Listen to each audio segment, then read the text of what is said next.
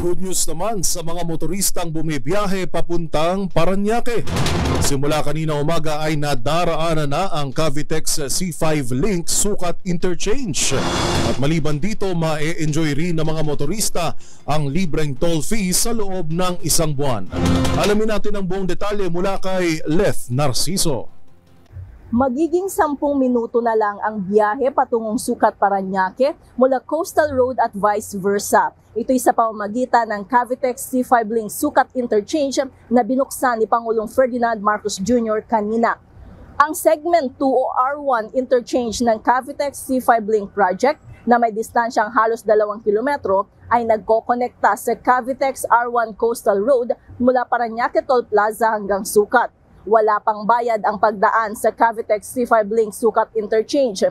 Inanunsyo ito ni Pangulong Marcos sa kanyang talumpati sa okasyon. Inaprubahan ng Pangulo ang proposal ng Philippine Reclamation Authority na gawin munang libre sa mga motorista sa loob ng 30 araw o isang buwan ang pagdaan dito. Saklaw nito ang lahat ng uri ng sasakyan na babagtas ng Manila-Cavite Toll Expressway sa Taguig, Parañaque.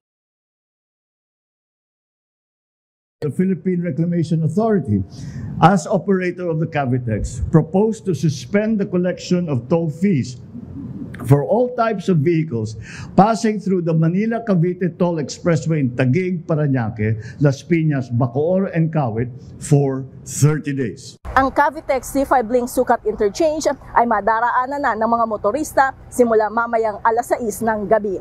Para sa NBC TV Network News, ito si Leth Narciso. Sama-sama tayo, Pilipino.